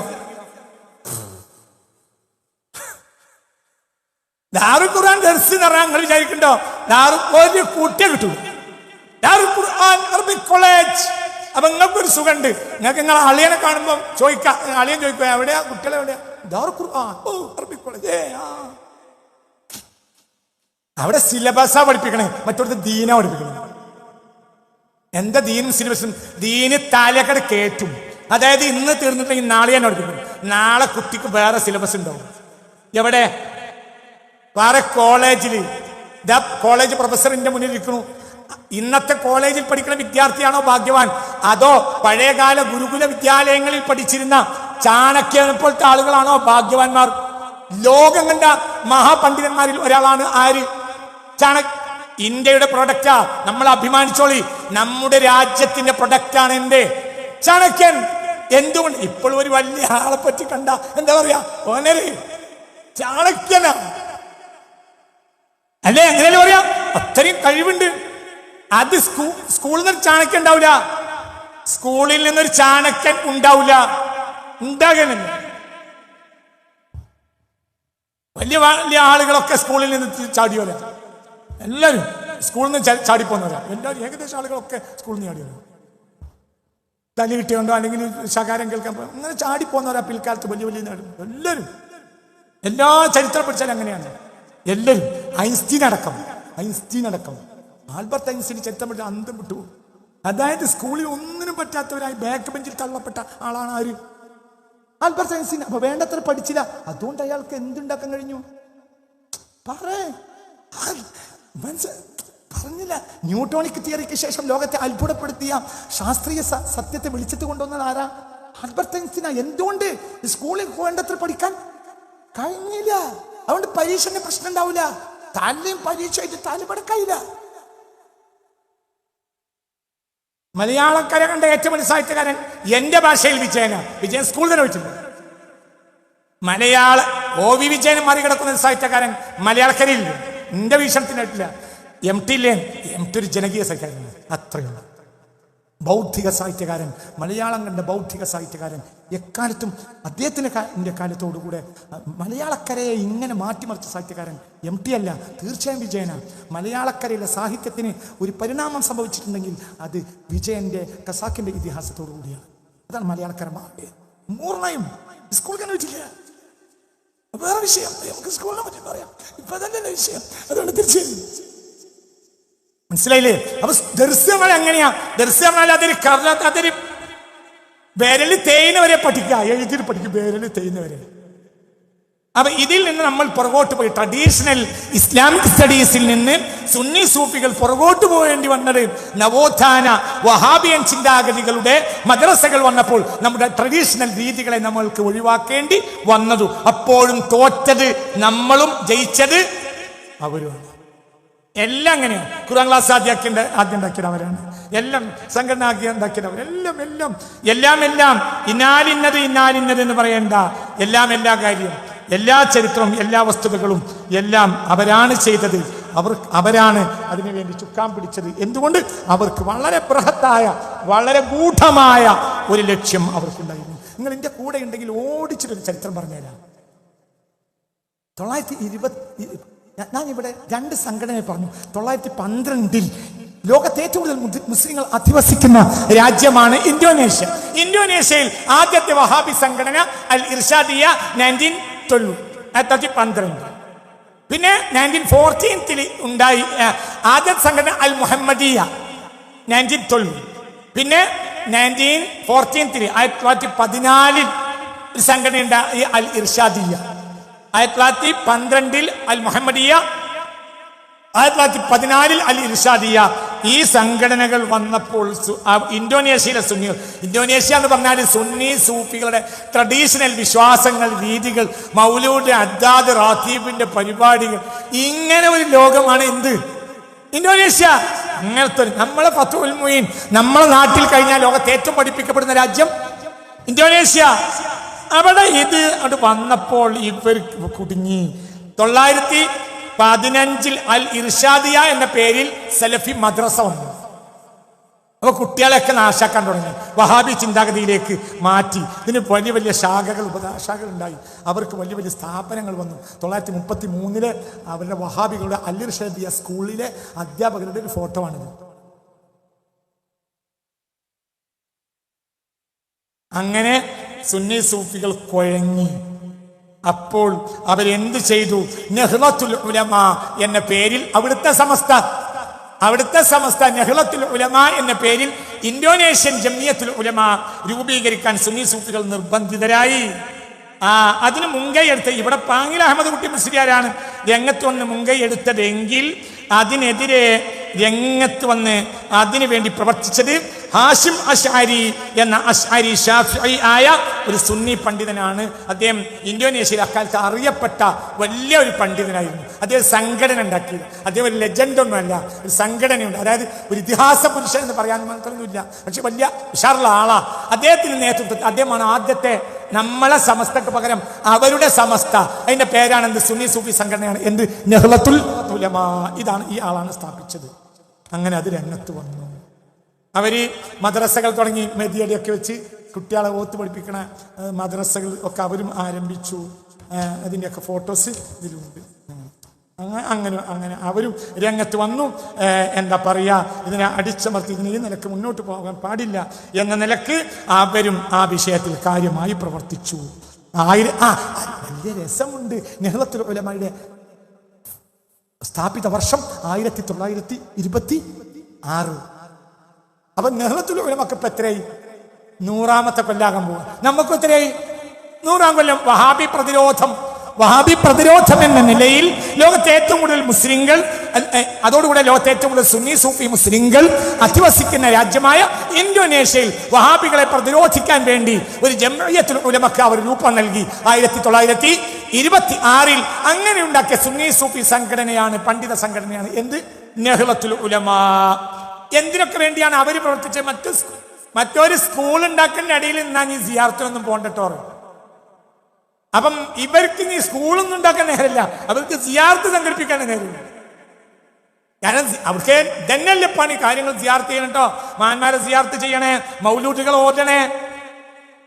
അതിന് എന്തെങ്കിലും സൗകര്യം ചെയ്തു കൊടുത്തിട്ട് മൗലൂദ് ഓതല്ലേ എന്ന് പറഞ്ഞാൽ മൗലൂദ് ഓതൂല. ഇപ്പൊ സ്കൂളിലെ കുട്ടികളെ പഠിപ്പിക്കുന്ന ഒരു സ്ഥാപനവും അവിടുത്തെ ഉസ്താദ്മാരും കുട്ടികളോട് പറയാണ് മൗലൂദ് ഓതരുതേ എന്ന് പറഞ്ഞാൽ പിന്നെ പണ്ഡിതന്മാരുടെ പണിയോട് പണിയോ മൗലൂദ് ഓതണം എന്ന് പറയാൻ. ജനങ്ങളോട് കുടുങ്ങി, ഇന്തോനേഷ്യയിലെ സുന്നികൾ കുടുങ്ങി, നമ്മൾ കുടുങ്ങിയതുപോലെ. അതുകൊണ്ട് അവരും ലാസ്റ്റിലേക്ക് വന്നു. അവർ മദ്രസ നേരം വൈകി, അവരുടെ പരിപാടികളൊക്കെ നേരം വൈകി. തെഹ്ലീലുകൾ, മുഹമ്മദിയ ഇർഷാദിയ എന്ന വഹാബി സംഘടനകൾ മരിച്ചാലുള്ള തെഹ്ലീലിനെ നിർത്തൽ ചെയ്തു. റബീഉൽ മൗലിദ് സദസ്സുകളെ നിർത്തൽ ചെയ്തു. അതിനൊക്കെ വിദാത്തും പ്യൂരിറ്റന്മാർ. ആംസ്റ്റർഡാം യൂണിവേഴ്സിറ്റി പ്രസിന്റെ ഒരു ഇതിൽ നിന്നാണ് ഞാൻ വായിക്കുന്നത്. ഇസ്ലാമിക പാരമ്പര്യങ്ങളിൽ പങ്കെടുക്കാൻ തുടങ്ങിയ നിരവധി പാരമ്പര്യങ്ങൾ ഇന്തോനേഷ്യയിലെ പരമ്പരാഗത മുസ്ലിങ്ങൾ ശ്രദ്ധയോടെ ആചരിച്ചു വന്നിരുന്നു. എന്നാൽ അറേബ്യയിൽ നിന്ന് വഹാബിസവും മോഡേണിസ്റ്റ് സലഫിസവും വന്നതിന് ശേഷം ഈ പ്യൂരിറ്റന്മാർ അതെല്ലാം നിർത്തൽ ചെയ്തു. ആംസ്റ്റർഡാം യൂണിവേഴ്സിറ്റി പ്രസിൽ നിന്ന് വന്ന ഒരു റിപ്പോർട്ടാണ് ഞാൻ വായിച്ച, വിശദീകരിക്കുന്നില്ല. പിന്നൊരു വിഷയം ഉണ്ടായി. 1949 നെതർലാൻഡ്സിൽ നിന്നും ബ്രിട്ടനിൽ നിന്നും ഇന്തോനേഷ്യക്ക് സ്വാതന്ത്ര്യം കിട്ടി. അപ്പോൾ ഭൂരിപക്ഷ നമുക്ക് 47 സ്വാതന്ത്ര്യം കിട്ടി. നമുക്കൊരു പ്രശ്നം ഉണ്ടായില്ല. കാരണം മുസ്ലിം ഭൂരിപക്ഷ രാജ്യമല്ല. ഏത്? ഇന്ത്യ. എല്ലാം തല കൊടുത്ത് കസരിൽ ഉറങ്ങരുത്, അങ്ങനെ കിടക്കരുത്. കിടക്കുന്ന ഇന്റെ ഒരു കണ്ണുക്കടിയും കൂടി ഉണ്ടാവും. എന്തുകൊണ്ട്? ഞാൻ ഇന്നലെ രാത്രി പോലും 2 മണിക്കൂറേ കിടന്നിട്ടുള്ളൂ. ആകെ ഇന്നലെ ഞാൻ രാത്രി കിടന്ന് 2 മണിക്കൂറാണ്. അപ്പൊ എന്റെ മുന്നിൽ കസേര കിടക്കരുത്. ഇത് നിങ്ങൾ പഠിക്കണം, മനസ്സിലായില്ല? അതായത് ഇന്തോനേഷ്യക്ക് 1947 നമുക്ക് സ്വാതന്ത്ര്യം കിട്ടി. ഇന്തോനേഷ്യ 2 കൂട്ടർ ഒരുമിച്ച് കൂടിയിട്ടാണ് അവരുടെ കോളനി ആക്കിയിരുന്നത്. നെതർലാൻഡ്സും ബ്രിട്ടനും. UK ഭാഗം തന്നെ. മനസ്സിലാണ്ടോ പറഞ്ഞത്? മനസ്സിലായി? അത് സ്വാതന്ത്ര്യം കിട്ടി 49. ജനറൽ സുകാർണോ ആണ് ആദ്യത്തെ പ്രധാനമന്ത്രി. അയാൾ കമ്മ്യൂണിസ്റ്റായിരുന്നു. ഭൂരിപക്ഷം മുസ്ലിം രാജ്യമാണ്. അപ്പോൾ ചില പ്രശ്നങ്ങൾ ഉണ്ടായി. ഒന്ന്, സുകാർണോക്കും പേടിയായി, ഇവർക്കും പേടിയായി. സുകാർണോന്റെ പേടി എന്താ? പണ്ഡിതന്മാർക്കാണ് ജനങ്ങൾക്കിടയിൽ സ്വാധീനം. അതുകൊണ്ട് എന്റെ സർക്കാരിനെ മറിച്ചിടാൻ പണ്ഡിതന്മാർക്ക് കഴിയുമെന്ന് പൊളിറ്റീഷ്യനായ ആര് വിചാരിച്ചു? General Sukarno. പണ്ഡിതന്മാർക്ക് പേടി എന്ത്? ഇയാള് കമ്മ്യൂണിസ്റ്റുകാരനാണ്, നാട്ടുകാരെ മുഴുവൻ ഇയാള് കമ്മ്യൂണിസ്റ്റുകാരൻ ആക്കൊണ്ട് പണ്ഡിതന്മാർക്ക് പേടി. പക്ഷെ അതിൻ്റെ ഇടയിൽ ജനറൽ സുകാർണോ പറഞ്ഞു, ഞാൻ മന്ത്രിസഭ ഉണ്ടാക്കുന്നുണ്ട്, അതുകൊണ്ട് നെഹ്ലത്തുൽ ഉലമ മന്ത്രിസഭയിൽ മാത്രമല്ല ക്യാബിനറ്റിൽ മന്ത്രിസഭയിൽ തന്നെ കയറണമെന്നാണ്. അപ്പൊ ഇവർക്ക് തൃപ്തിയായി. കാരണം ഇനിയാണ് നമ്മൾ മനസ്സിലാക്കേണ്ടത്, രാഷ്ട്രീയം കയറിയാല് പിന്നെ പുറത്തു പറഞ്ഞ കാര്യമല്ല. നമ്മൾ എയിലോ പോയപ്പോ നമുക്ക് ഒരു കഷ്ണം ഇത്തിക്കണ്ണിയാണ് കിട്ടിയെന്ന് വെക്കുക. അപ്പൊ അതിന്റെ ആ ചേലന്റെ ചൊറുക്കൊക്കെ കണ്ടപ്പോ അത് കൊണ്ടുവന്നിട്ട് നമ്മളെ മാവുമ്മൽ വെച്ചു. അപ്പൊ നല്ല ചൊറുക്ക് പെണ്ണുങ്ങളോട് പറയും, എനിക്ക് എവിടെ പോയപ്പോ ചെറിയ കഷ്ണം കിട്ടിയ, എന്താ അതിന്റെ ചൊറുക്ക്, എന്താ അതിന്റെ ഇലന്റെ ഭംഗി. ഇനി കുറച്ച് കാലം കഴിഞ്ഞാ മാവുണ്ടാവൂല, എന്തേ ഉണ്ടാവുള്ളൂ, ഇത്തിക്കണ്ണേ ഉണ്ടാവുള്ളൂ. അതിനാണ് ബഹുമാനപ്പെട്ട പൊളിറ്റിക്സ് എന്ന് പറയാം. പൊളിറ്റിക്സ് ആണ് ഇരുന്നാൽ കൊക്കിരുന്ന കുളം വറ്റും എന്ന് പറഞ്ഞ പോലെ പൊളിറ്റിക്സ് മതത്തിന്റെ പരിസരത്ത് ഇരുന്നാൽ മതം അങ്ങോട്ട് വറ്റും. ജനറൽ സുകാർണോ വലിയ വളവൻ, മൂല്യന്മാരായതുകൊണ്ട് വലിയ വളവ് കുറയും. അവർക്കിടയിലുള്ള കുത്തിത്തിരിപ്പിന്റെ വളവൊക്കെ ഉണ്ടാവുള്ളൂ. നാടിനെ മറിച്ചിടാൻ മാത്രമുള്ള വളവൊന്നും ഉണ്ടാവില്ല. ഇവർ പലപ്പോഴും തോറ്റ ഞാൻ പിന്നെ പറയും, വളവ് കുറവായതുകൊണ്ട്. ജനറൽ സുകാർണോ പറഞ്ഞപ്പോ ഇവരെല്ലാം പെട്ടുപോയി. അപ്പൊ അവിടുത്തെ സമസ്ത നേരെ എന്തിൽക്കണ കയറി? ക്യാബിനറ്റ് മന്ത്രിമാരായോ. ജനറൽ സുകാർണോ എന്ത് ചെയ്തു? അവിടുത്തെ ഈ ഞാൻ പറഞ്ഞ ഹാഷിം അശാരി, അയാളാണല്ലോ അവിടുത്തെ സമസ്ത ഉണ്ടാക്കിയത്, അത് നെഹ്ലത്തുൽ ഉലമ ഉണ്ടാക്കിയത്. അയാൾക്ക് എന്ത് ചെയ്തു? മതകാര്യ വകുപ്പ് മന്ത്രിയാക്കി. അപ്പൊ ആലിമീങ്ങൾക്ക് അപ്പൊ തന്നെ മുറുമുറുപ്പ് തുടങ്ങി. മതകാര്യ വകുപ്പ് ഞാൻ പോയ ആഭ്യന്തരം തന്നെ കിട്ടണം. ഞങ്ങളാണല്ലോ ഇവിടുത്തെ എല്ലാത്തിനെയും വലിയ ഒറ്റക്കക്ഷി ഞങ്ങളായത് കൊണ്ട് ഞങ്ങൾക്ക് വേറെ വകുപ്പൊക്കെ കിട്ടണം എന്ന് താല്പര്യമുണ്ട്. അതിനിടയ്ക്ക് വേറൊരു പ്രശ്നം ഉണ്ടായി. എന്ത്?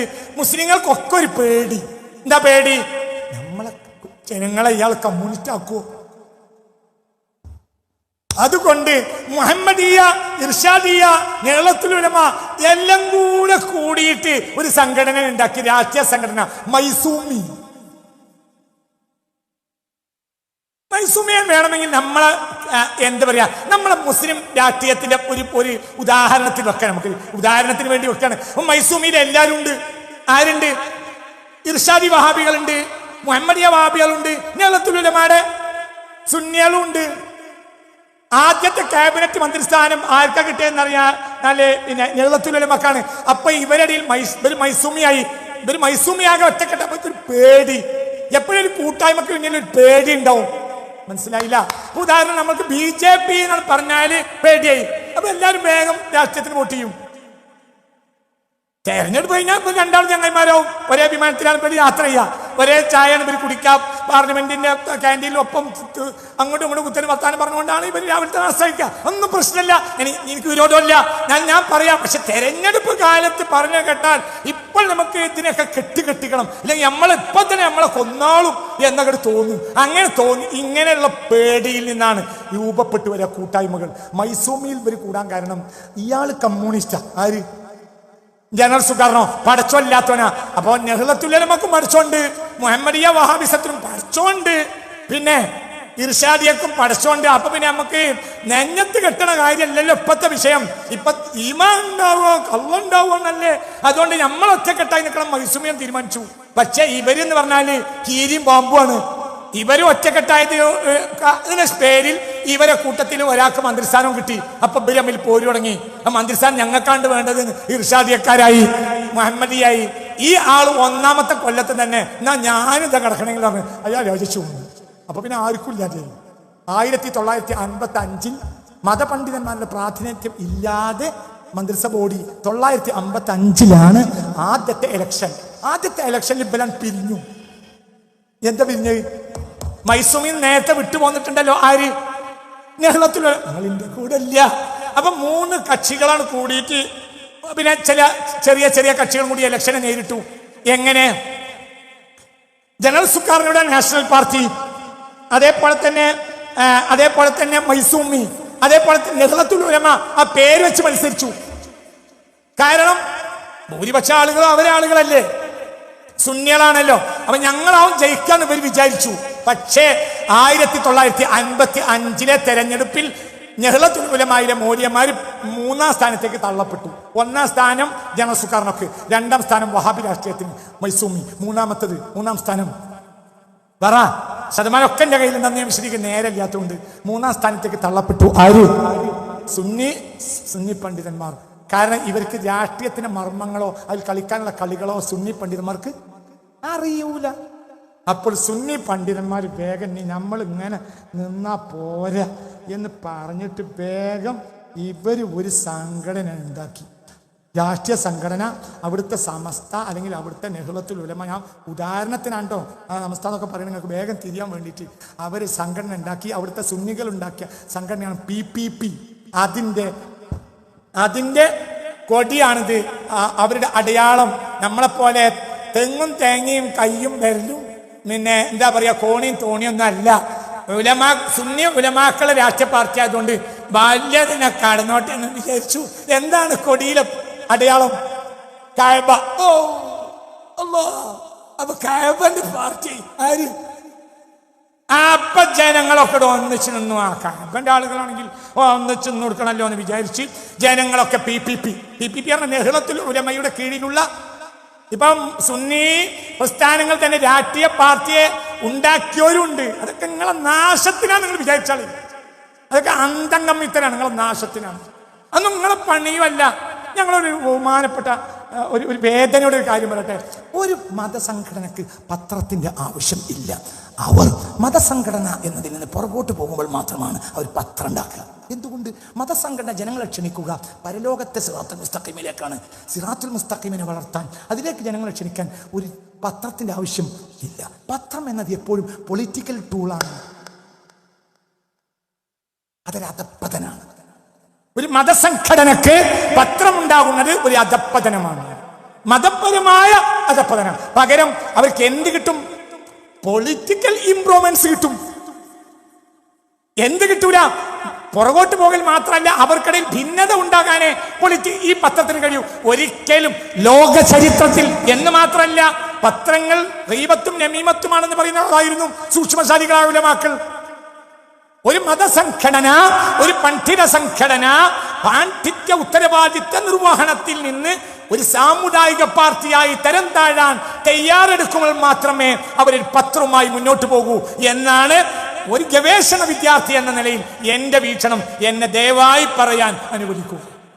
എന്തുകൊണ്ട് ഒരു പത്രത്തിന്റെ ആവശ്യം ഒരിക്കലും ഒരു റിലീജിയസ് ഗ്രൂപ്പിന് ഇല്ല. കാരണം അവർ ജനങ്ങളെ ക്ഷണിക്കുന്നത് സിറാത്തല്ലദീന. പത്രം വായിച്ചാൽ എന്ത്, പത്രം വായിച്ചില്ലെങ്കിൽ എന്ത്, ആവശ്യമില്ല. അതൊക്കെ വേണോ വേണ്ടതിനുള്ള പൊളിറ്റിക്കൽ പാർട്ടി സാമുദായിക പാർട്ടിയായി അതപ്പതിക്കുമ്പോഴാണ് അങ്ങനെയൊക്കെ വരിക. രാഷ്ട്രീയത്തിലേക്ക് ചേർന്ന കഥ കഴിഞ്ഞു. ആട് കൂടി എന്റെ അടയാളം വെച്ചു, ജനങ്ങളെ അടയാളം വെച്ചപ്പോൾ ഈ അടയാളം കൊടുത്തപ്പോൾ PPP-യിലേക്ക് ജനങ്ങൾ അങ്ങോട്ട് കയറിക്കൂടി. 1999 ഇലക്ഷനിൽ അവർ 1ാം സ്ഥാനം നേടി. ആര്? നെഹ്ലത്തുൽ ഉലമായുടെ രാഷ്ട്രീയ സംഘടനയായ PPP. ആരാണ് ഇന്തോനേഷ്യൻ പ്രധാനമന്ത്രിയായത്, പ്രസിഡന്റായത്?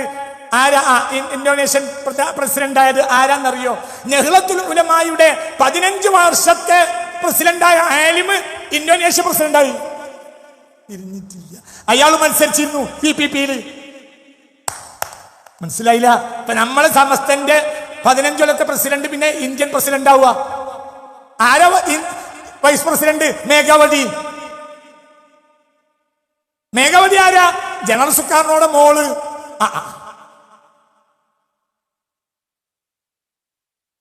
എന്നൊക്കെ പറഞ്ഞ മനസ്സിലായില്ലേ?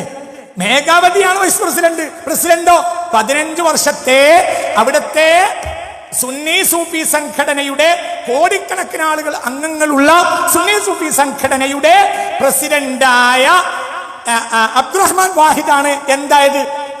ഇന്തോനേഷ്യ പ്രസിഡന്റ് ആയത്. 1999 PPP ജയിച്ചു, 1ാം കക്ഷിയായി. അന്ന് മുതൽ ഈ നിമിഷം വരെയും PPP എന്തിലുണ്ട്? ഇന്തോനേഷ്യൻ മന്ത്രിസഭയിൽ ഉണ്ട്. പിന്നെന്താ ഉണ്ടായത്? ഉണ്ടായത് ഞാൻ പറഞ്ഞു. പിന്നെന്താ ഉണ്ടായത്? PPP ആണ് വന്നു. എന്താ ഉണ്ടായത്? ഞാൻ ഉണ്ടായതും കൂടി. അങ്ങനെയാകുമ്പോൾ അഡ്ജസ്റ്റ്മെന്റുകൾക്ക് തയ്യാറാകേണ്ടി വരും. അത് തയ്യാറായി. ഇതാണ് ഇന്തോനേഷ്യ നെഹ്ലത്തുൽ ഉലമയുടെ 15 കൊല്ലത്തെ പ്രസിഡന്റിന്റെ ഫോട്ടോ ആണ് ഈ കാണുന്നത്. അദ്ദേഹമാണ് 1999 PPP-യിൽ മത്സരിച്ച് ജയിച്ച് എന്തായി? പ്രസിഡന്റായി. ഈ അബ്ദുറഹ്മാൻ വാഹിദ് ഈ വ്യക്തി അവിടെ എന്തായിരുന്നു? 15 കൊല്ലം അവിടുത്തെ ജമിയത്തുൽ ഉലമയുടെ പ്രസിഡന്റാണ്. പിന്നെ അയാള് ഇതിന്റെ പ്രസിഡന്റായി ഇന്തോനേഷ്യൻ. പിന്നെ ഈ 25 കൊല്ലം അവർ എന്തിലുണ്ട്? ഇന്തോനേഷ്യൻ മന്ത്രിസഭയിലുണ്ട്. ഇപ്പൊ അവരെ കോലത്താണ്. ഇതാണ് നെഹ്ലത്തുൽ ഉലമ. കുറെ പെണ്ണുങ്ങളും എല്ലാവരും കൈ ഒന്നിച്ചിക്കാണ് വിജയത്തിൽ. ജമിയത്തുൽ ഉലമന്റെ ഇപ്പൊ പുതിയ പരിപാടിയാണ്. ഇത് മാത്രമൊന്നല്ല, ജമിയത്തുൽ ഉലമന്റെ കീഴിൽ ചായ സൽക്കാരം. അവിടുത്തെ സമസ്തന്റെ പ്രസിഡന്റ് ഉണ്ട്. പിന്നെ മുട്ടി ഒരുമീന് നേരെ ബാക്കിൽ തന്നെ ആരുണ്ട്? ബഹുമാനപ്പെട്ട മഹിളാ രത്നങ്ങളൊക്കെ മന്ത്രിമാരവരുണ്ട്, ഉണ്ടാവണല്ലോ. കാരണം നമ്മളിപ്പോൾ സമൂഹ മധ്യത്തിലല്ലേ ഫത്വ. പണ്ട് ഈ പെണ്ണുങ്ങളെ രംഗത്തിറക്കാൻ പാടില്ല എന്ന് പറഞ്ഞാണ്ട് തുടങ്ങിയതാണ്. എന്ത്? അതിനാണ് അരണ ബുദ്ധി എന്ന് പറയാ. സംഘടനക്കൊക്കെ ഉണ്ടാവും. എന്തിനാ ഞങ്ങൾ പുറപ്പെട്ടെന്ന് കുറച്ചാലും കഴിഞ്ഞാൽ അവർ മറക്കും. നിങ്ങൾ ഇനി എറിഞ്ഞു വന്നാലുമല്ല, ഞാൻ ഇത് പറയും. അരണ ബുദ്ധി അരണടെ. എന്തിനാ ഞങ്ങൾ വന്നതെന്ന് അവർക്ക് അറിയില്ല. പെണ്ണുങ്ങളെ ഇന്തോനേഷ്യയിലെ പെണ്ണുങ്ങളെ സ്ത്രീ നവോത്ഥാനത്തിന്റെ പേരിൽ പുറത്തിറക്കിയപ്പോൾ ഞങ്ങളതിന് സമ്മതിക്കൂല എന്ന് പറഞ്ഞ് സൂഫി സംഘടന ജമിയത്തുൽ ഉലമ ഉണ്ടാക്കിയവരാണ് ആര്? നെഹ്ലത്തുൽ ഉലമ. ഇന്ന് നെഹ്ലത്തുൽ ഉലമയുടെ എല്ലാ പരിപാടിയിലും പെണ്ണുങ്ങളുണ്ട്. ചായ സൽക്കാരത്തിലുണ്ട്, എല്ലാത്തിലും ഉണ്ട്. അവരില്ലാത്ത കളില്ല. അപ്പൊ അതിനനുസരിച്ച് ഫത്വ ഉണ്ടാവും. ഫത്വ കിട്ടാൻ പേടില്ല. കാലം മാറിയില്ലേ? അപ്പോൾ ജമിയത്തുൽ ഉലമന്റെ കീഴിൽ പെണ്ണ് പ്രസംഗിക്കണ്. അപ്പൊ എന്ത് പറയും? ഇന്നത്തെ കാലത്ത് ഇതൊന്നും ചെയ്യല്ലാതെ. പിന്നെ അന്നത്തെ കാലത്ത് അത് ഉണ്ടാക്കിക്കൂടായിരുന്നു. അത് ഉണ്ടാക്കൽ നിർത്തിയാൽ മതിയായിരുന്നു. എന്തിനാ കുത്തിത്തിരിപ്പ് ഉണ്ടാക്കിയത്? സത്യത്തിൽ അവർ ഐക്യസംഘം ഉണ്ടാക്കിയപ്പോ നമ്മൾ കുത്തിത്തിരിപ്പ് ഉണ്ടാക്കിയല്ലേ? അവർ ജമിയത്തുൽ ഉലമ സംഘടന ഉണ്ടാക്കിയപ്പോൾ നമ്മളൊരു കുത്തിത്തിരിപ്പ് ഉണ്ടാക്കിയിട്ട് അതിൽ 3 അക്ഷരം കൂട്ടി സമസ്ത. എന്തുകൊണ്ട്? ഈ കുത്തിത്തിരിപ്പിന് ന്യായമുണ്ട്. ജനങ്ങൾ നശിപ്പിക്കപ്പെടുകയാണ്. അതേ സമയത്ത് ഈ ജമിയത്തുൽ ഉലമക്കാരെയും വഹാബികളുടെയും പണി നമ്മൾ തന്നെ തുടങ്ങിയാൽ പിന്നെ നമ്മളാളുകൾക്ക് എന്തിനെ കുറെ ആൾ മരിച്ചു. സമസ്തക്ക് വേണ്ടി പോലീസിനാൽ പിടിക്കപ്പെട്ട ആളെ മകനാണ്. എന്റെ വാപ്പാനെ പോലീസ് സമസ്തക്ക് വേണ്ടി. നമ്മളും അവരും നമ്മളൊന്നും പ്രശ്നങ്ങളില്ലെങ്കിൽ പിന്നെന്തിന് വാപ്പാനെ പോലീസ് പിടിച്ചു? പിന്നെന്തിന് അമ്മാന്റെ ഒപ്പം കുറെ കാലം ജീവിക്കുന്ന വാപ്പ ഇല്ലാതെയായി? നിരമ്മാന്റെ പണ്ടൊക്കെ വിറ്റിട്ടാണ് മഞ്ചേരി മുനിസിപ്പൽ കോടതി കേസെടുത്തിയ വാപ്പ. ചരിത്രമാണ്, നിഷേധിക്കാൻ കഴിയില്ല. ചരിത്രമാണ്, നിഷേധിക്കാൻ കഴിയില്ല. എല്ലാം ഉണ്ടായി. ഉത്തരവാദിത്വം ഇപ്പൊ ജമിയത്തുൽ ഉലമയിൽ നേതാക്കന്മാർ ആണും പെണ്ണും സിന്ദാബാദ് ഒരേ വലിയ ജാഥയാണ്. നമ്മൾ പെണ്ണുങ്ങളെ ജാഥക്ക് മുണ്ടാതിരിക്കലേ ഇപ്പൊ തുടങ്ങിയിട്ടുള്ളൂ. ഇനി നമ്മളെ ജാതിയിൽ ഒരു കൂടൂലാന്ന് പറയാൻ പറ്റില്ല. കാരണം നമ്മൾ ഇപ്പോൾ പുരോഗതിയിലേക്ക് അതിശക്തമായി ഉയർന്നുകൊണ്ടേയിരിക്കുകയാണ്. നിങ്ങൾ ചിന്തിക്കണം. ഇനി നമ്മൾ പറഞ്ഞുതരാം, നിങ്ങളൊന്നും വിചാരിക്കരുത്. നിലവിൽ എന്താ നമ്മളെ അവസ്ഥ?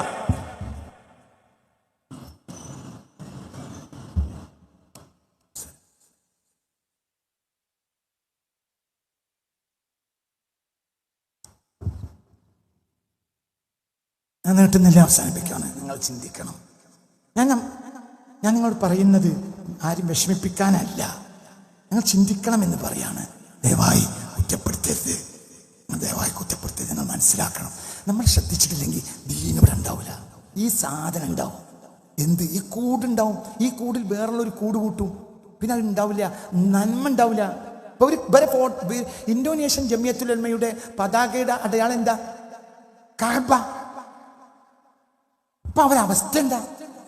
പെണ്ണില്ലാത്ത പരിപാടി അവർക്കില്ല. അവരെല്ലാത്തിനും അവർ എന്തു ചെയ്യും? കാരണം അവർക്ക് പിന്നെ പൊളിറ്റിക്കൽ പാർട്ടിയുടെ കൂടെ കൂടിയാൽ രാഷ്ട്രീയം അവർക്ക് ഉപേക്ഷിക്കാൻ കഴിയില്ല. ഈ രാഷ്ട്രീയം എന്ന് പറഞ്ഞാൽ വലിയ സുഖമുള്ള സാധനമാണ്.